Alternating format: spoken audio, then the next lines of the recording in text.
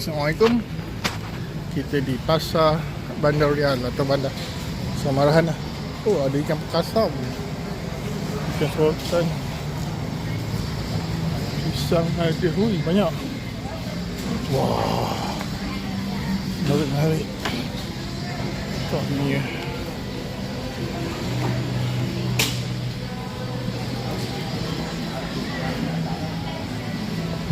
Sayur ikan betuk musim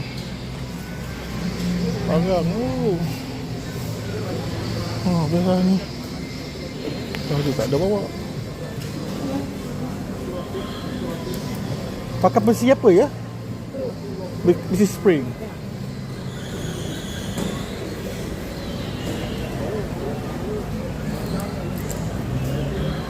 Wow. Okey, terima kasih. Kita bawa cash sikit je.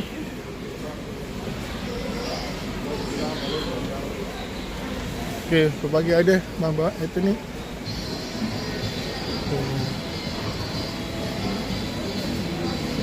Dia pinang cili. Kubah pinang.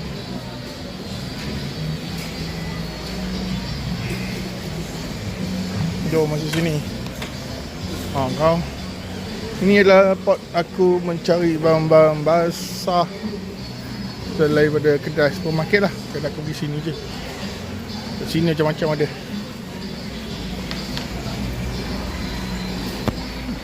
Okey. Itu di pasar. Cari.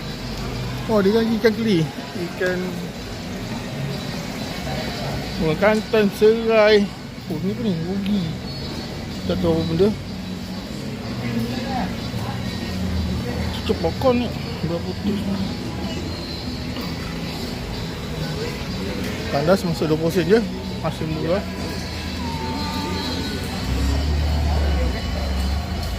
Telur 14. Gypsy. Not bad. Belah sana adalah bahagian jual babi. Pasar babi. Pasar non halal. Ulat umai fresh.